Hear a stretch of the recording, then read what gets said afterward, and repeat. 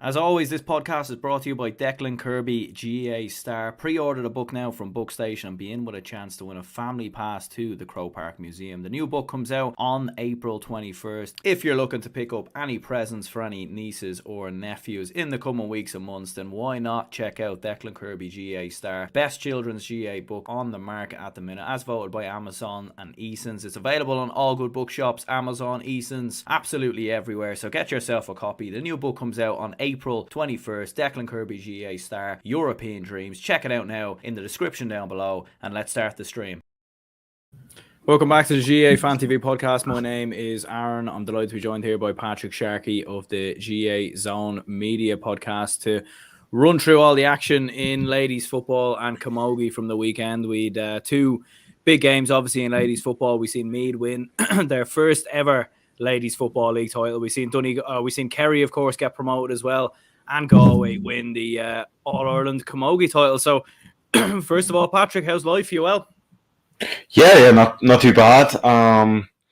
But look, disappointed yesterday as a Donegal fan, but look, we live and we learn, and certainly plenty more. And should be having my own podcast coming back in the next week or two, hopefully, but hopefully, championship will be a lot of coverage there from different teams throughout the country and maybe even to the club championships then later in the year.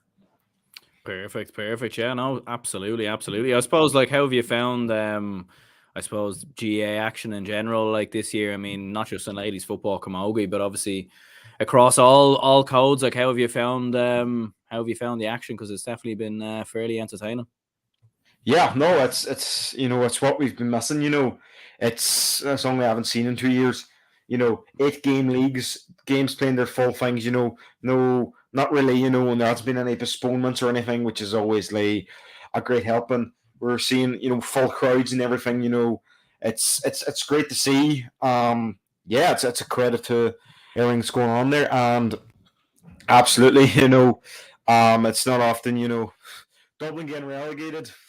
It's probably not something we've seen but I don't know from me as my own county just about surviving what, and then you also have the hurlers. We missed out in promotion to Division 2A in that semi final against Sligo, but hopefully Nicky Rackard comes home. But then there's also and then look, it's been really good, and some really, really top teams from all divisions, all codes, and yeah, 100%. No doubt about it at all. Definitely a lot of action, no doubt about it, and certainly we'll have to keep our eyes peeled over the next couple of months in regards to both men's football and hurling. But I suppose looking at the ladies' football and starting things off, obviously with the big victory for Meath yesterday, Meath carrying on their success story from last year. Obviously, a first ever All-Ireland, having been at intermediate level the year before, and now a first ever National League title. So for the Meath ladies, I mean, the success story really boils on from what happened last year. Absolutely, fair play to them. They've really run out. At Donegal's expense, we've never won an All-Ireland or a National League, and we're about to get there. But it was going to be an historic day and a great occasion for either team, when you have, it's not often in competitions where you've two finalists coming up against each other who are going for number one. But look, it just keeps on momentum. They're not seeing, a Leicester City relegation fight the next year or similar to other, kind of underdog stories wanting here. And they've kept on the momentum. They've kept player retention this year. Anyways, there's always doubts over next year, but no doubt about it. It was an absolutely fantastic game, and a credit to Eamon Murray and everyone involved. And should be there. Yeah.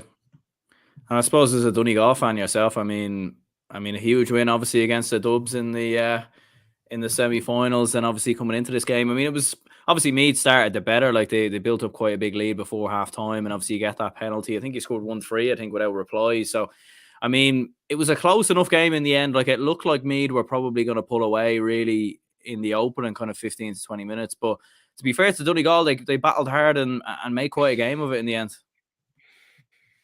Yeah, absolutely.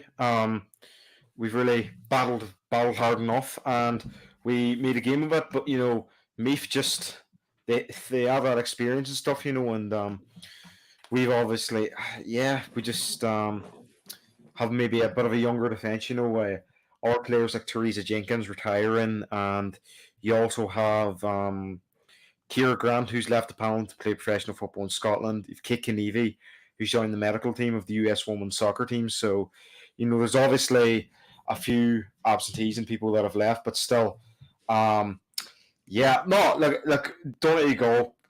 Finish the game with their boots on, no doubt about it. Usually with a team like Meath, they just lay down, but they didn't. They kept on, they kept throwing it on, and yeah, they are really putting in there, and it was just Monica McGurk, when we were about to get that goal, she came out with the ball once, that free, we got the edge of D, and yeah, the hooter sounded, and Meath became champions. Yeah, like it was very close, all right, going down the home stretch. I mean, looking back at Donegal's year, I suppose, as a whole, like as we were saying before, you obviously beat the Dubs, you came through the group stages, and Dublin had beaten Meath in the group stages, and like looking at the All-Ireland odds as well for the All-Ireland in ladies football, like Dublin are still most people's favourites according to the bookies. So to get that victory in the semi-finals, I can imagine it. I suppose it gives you probably a lot of confidence. As us Dubs, it probably doesn't, but for yourselves, I'm sure it's a good feeling nonetheless. Absolutely, it was a fantastic one. I remember watching it. I was really good one, and Dublin. Yeah, I really like. I thought I seen the whole thing before. We were leading Dublin most of the game, but I just felt at Dublin they always find a way to come back in and all the rest. Like, but I don't know. Like, I don't think it's a massive downfall of Dublin. But obviously after just losing that All-Ireland final last year, we got it over them and got into that final there. But we beat them once in the league before, but none in a semi-final. So it's obviously a big scalp, and it's a message shooting that we are among the top teams. And yeah, I would have to say, probably we're maybe third favourite. I think Meath would be my first favourite, second favourite Dublin, third us, and probably Galway fourth. So yeah, that would probably be the way it is at the minute. And yeah, so hopefully get on there, get one back, the first Ulster in 3 years. And yeah, so that's it first of all, and then if we want Ulster, then you can start talking about it in All Ireland. And in terms of Meath, I mean, the progress we've seen from them, obviously, over the last couple of years, and their performance in general, again, I mean, how they approach the opposition kick-out is very, very fascinating, and in my opinion, with this Meath team. I mean, like, you see the amount of turnovers they get, and I remember the amount of problems they caused Dublin last year, whether it was Emma Duggan or Vicky Wall, some of the work they were doing on pressing opposition kick-out. So to see Meath continuing this same tactic that obviously we see quite a lot in men's football, but for Meath in particular, I mean, again, causing all sorts of damage really to Donegal in that first half. Yeah, exactly. And they really, really guarded their ball well in their own 45. I don't know, just Meath, they're better drilled. Every single player has a specific role. I don't think it feels that way, and no team has been able to break them. Dublin did beat them in the league, but Meath have very early been able to turn on the style when it matters the most, and they're not going away anytime soon. So absolutely, I do think that's what you get with them, and yeah, so no doubt about it. And they just, I don't know what about them. Like, they just some teams, maybe they're fitter. I don't know, like, but they just, both teams played splendid football, and Donegal made no disgrace of themselves. But I don't know, they just did everything right. I don't think they put too many thoughts wrong, and maybe Donegal had a few wides and stuff, and it just, yeah, they just tend to get their rub of the green more often. Yeah, are Meath still All-Ireland favourites, do you think? Or are they All-Ireland favourites, having watched them in this game against Donegal? Obviously quite close. They were beaten by Dublin in the group stages. Obviously reigning All-Ireland champions, beat Dublin in the final last year. Would you still have, like where would you see Meath? Are they All-Ireland favourites, or are Dublin there? Could Galway, Mayo be close? Could Donegal maybe go and do something special? Meath are quite good. And I think as in most competitions in any sport, if you're the reigning champions or something, you have to nearly be considered favourites. You have to be in the top three at least. And yeah, I would put them as my favourite. I'd put Dublin as second favourite and maybe Donegal as third favourite and Galway fourth, Mayo fifth. So yeah, we're probably in that order. Yeah. So that's what it is at the minute. And I think all five teams have a chance of winning it. But at the minute, I still think, they're still a young team, Meath, and I know a few of them are going to the AFLW and all the rest, especially I think it will be a big miss in 2023. But 2020 for 2022, Meath are still the best in business. Yeah, no, I'd have to agree as well. Like, even as a Dublin man, like, I think it'd be thereabouts between Dublin and Meath. I think if they were to play each other maybe 10 times, they'd probably beat each other 5 times each. Like, I think it's very, very even between the two. And looking through some of the scorers on the day from a Meath perspective, obviously Emma Duggan there with 2 points, Vicky Wall with a point, Orla Lally with 2 points in there as well. Who do you think stood out from a Meath point of view on the day, or who do you think maybe, I suppose, was man of the match or the standout performer, maybe even from a Donegal point of view, or women of the match, I should say? Force a habit there. No, I understand. It's a force of habit. Yeah, I would. Ooh, there's a few really good contenders for it, but probably Geraldine McLaughlin. She always gives at least a 9 out of 10 performance whenever she plays, and yeah, she is shown, and the fact she only has one All-Star to her name is, yeah, it's a bit shameful, really. But look, I think, if we can win Ulster and maybe get to the All-Ireland semi-finals or final, I think I've no doubt Geraldine McLaughlin will get another All-Star this year if fairness exists. So that's the way it is there. So yeah, I'd have to go Geraldine McLaughlin. And on Meath, I think Stacey Grimes looked good as well, and that goalkeeper Monica McGurk as well looked. She kept Donegal busy. Yeah, without a shadow of doubt. I suppose looking at the other game, you had Kerry 112, Armagh 12 points. Kerry getting the job done. Big win, obviously, progressing into Division 1. 3-point victory in the end, 112 to 12 points in the end. I mean, Armagh have kind of been rising over the last couple of years. They've obviously got the likes of Amy Mackin in there and got a lot of standout performers as well. But it's the Kingdom that get the job done. Absolutely. It was quite good, Um, 4 times a charm for Kerry. They finally won Division 2, and they put to bed years of Croke Park hurt, they did that there, and yeah. So fair play to Kerry and everything going there, and for such a proud footballing county and all the rest, Kerry should always be a Division 1 team. No, well, I don't think anyone should be entitled to be at the top. You usually are where you deserve, but you'd nearly think, for the culture in Kerry, that there's always going to be that expectation that you're going to be at the top and stuff, and surely they can build on from this, and I think, Kerry could be dark horses against Munster. They could really upset Cork if, they get to string a few good performances together. Yeah, like, and the second half was really the big turning point in this game, because I mean, Armagh led quite early on in the first half. They were the dominant force in the first half, but obviously a big goal from Danielle O'Leary in the second half, and Kerry really just took control really from there. I mean, looking at Kerry going into Division 1 next year, I mean, you've seen teams do big things in ladies football in the last couple of years. Obviously, Meath going from Division 2 to Division 1, going from intermediate level into the All-Ireland, doing something special. Could Kerry maybe be one of those teams, or what do you reckon? Yeah.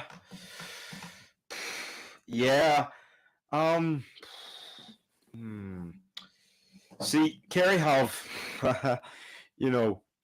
there's 4 really good, they struggle against Munster, against teams like Waterford and Tipperary as well, never mind Cork. So I don't know, but I would not put it past them. They've got some really good players on that team, and just, I think, the fact they're winning it by a goal against Armagh and stuff, and the fact they're nicking victories like that, that's usually the sign of the good team, when the going gets tough to get going. I mean, they crumbled against us last year, but still, I just think it is, and they are a senior team with years of experience as well, but just in the league they haven't really set the world alight. But still, I still think, yeah, I don't expect them. I won't be surprised they won Munster, but I still feel an All Ireland's a bit of a stretch. But maybe when you've experienced playing Division 1, that's obviously going to help you, and you're obviously going to bring it there. So with them, so I've no doubt there, and yeah, so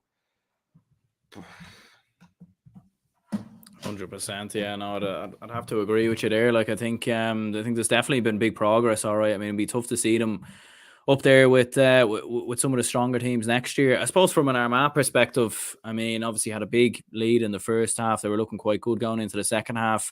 Kerry obviously turning around quite significantly there. I mean, what were your thoughts on Armagh overall? Armagh, they done themselves proud, but it's just an example of goals won games. You can kick as many points as you want, and I don't really buy into that logic. You're told, at under sixes, under eight, take your points and goals will come. It should be more kind of, if you go for goal, the least you might get is a point and stuff. And I think that's always what wins games, because, but still, Armagh done so proud, Amy Mackin, she's sensational, and her sister Blahin as well. So, Meath Coleman as well looked quite good, and Aoife McCoy as well. So they're definitely doing quite good, and I mind, that 11-point Armagh got, Amy Mackin scored it off her left foot, and that's the type of score we've seen from Conor Callahan kicks down the years. It was the skill, that there is brilliant, and I definitely think, Amy Mackin is the most skillful player in the country. Yeah, I mean, top class stuff, all right. And obviously we've seen kind of some of the good work she's done with Armagh over the last couple of years. I mean, have you been surprised they haven't kicked on a bit though at the same time? Because I remember seeing them in the last couple of years, and obviously you see Meath and the jump that they made, and I think a lot of people have been looking at Armagh and thinking they could be the team. I think a lot of people maybe predicted Armagh to do that before Meath, and obviously Armagh didn't. So what do you reckon? Like, have they kind of flattered to deceive maybe a little bit, or am I being a bit harsh there? No. You're not harsh. You're not harsh. Every kind of yeah. I don't know what it is, but Ulster teams just they don't tend to do well. Or I don't know what kind of things going on. But they always put up good performances in the league and whatnot. But they just I don't know what it is. Was that? But the only thing is, it was a pretty short championship in 2020. They had 2 games to prove it, and they had 2 really good ones there, and then they were playing Dublin and stuff so. You wouldn't get to an All-Ireland semi-final after 2 games in a normal season, so they don't have that on their side. So it's definitely quite unlucky there. And Armagh didn't play in a negative way in 2020 because there was no threat of relegation. There was no relegation playoff, just with a shorter season and whatnot. So they didn't really, they played outright attacking football, while other years they just kind of resorted to a little bit more of a defensive way of going at it. But still, I still think, there's better things to come from Armagh, and maybe if they just play the spirit of 2021, they might do it. But you're not going to get to an All-Ireland semi-final after 2 games. It's going to take a bit longer these days, and hopefully, the experiences like that there will help them. And this is the year where Armagh have to prove, that 2020 was just, or 2021 was just a blip. And they still won Ulster that year, taking off Donegal, who we've been bigging up earlier. So you can't deny it there. So it's obviously between Donegal and Armagh to win Ulster now, and then we can talk about, the All-Ireland stage. But Absolutely, yeah. And running on to the Camogie final, then it was Cork 113, Galway 214, and you Carrie Dolan, who came off the bench here, scoring 1-4. Obviously, a big moment for her. Ailish O'Reilly, obviously, big performance from her as well. So for Galway, I mean, in a similar fashion to me, they follow on from their success of last year in the All Ireland. So big win for Galway. Yeah, absolutely. Cork seems to have a hoodoo when it comes to the big games against Galway, and it just continued Saturday evening in Croke Park. When the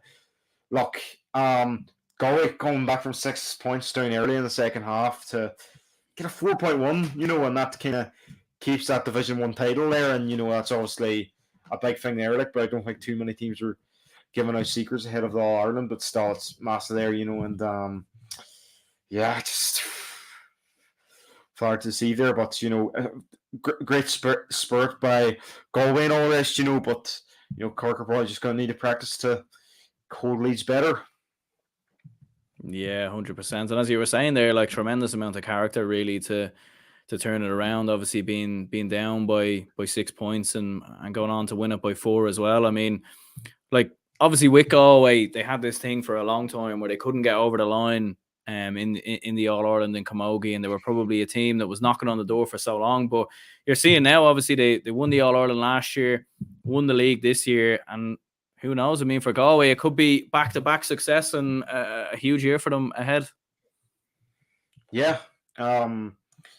Look, Galway, they've now won 5 consecutive championship and league games against Cork, that's good, but it's probably about getting over Kilkenny now, and yeah, I think, and on the scoreboard, this out of the last 5 wins against Cork, this is actually the best of them all, so they're definitely going on an upward curve, so absolutely, I would have to put Galway as my All-Ireland favourites, and then second Kilkenny. Third, I would have to put in Cork. Yeah, so you'd be back in Galway then in that instance. Like, just looking at it there, Cork, Galway, Kilkenny and Tipperary all seeded there. Like, I probably haven't watched enough Camogie now over the past year to really give an accurate prediction, but you'd be looking at Galway there, like, surely they are the front runners. Absolutely, I just think results and many other things, I would have to put Galway at the top there. They just are really pulling the strings now, and they're definitely growing there, so no doubt about that there. And yeah, I think Brent there, and it's definitely up there, and yeah, but the fact, when Amy O'Connor slammed in that goal, when they were 110 to 7 points up against Galway, and then Galway came back, that's a performance of champions. Yeah, no, absolutely. Make no mistake about it, and it'll be interesting to keep an eye on them this year, no doubt about that. Well, I suppose, Patrick, before we finish up, your own podcast, GAA Zone Media, when are you getting things back started there? Obviously, you've been fairly active, obviously, over the last couple of championship seasons, so you'll be back up in action this year? Yeah, hopefully in the next week or so. I've been talking to a few different guests and whatnot, and we'll get things going there, and yeah, a few different ideas and all the rest, but maybe just follow the socials to find out, GAA Zone Media on Instagram, just search GAA Zone on Facebook, and zone_GAA on Twitter. So yeah, that's what you can find out for updates, and just keep a close eye, and then you'll see all the information about where to find the podcast and whatnot. Perfect. Top man, Patrick. Appreciate you jumping on. Oh, thank you then.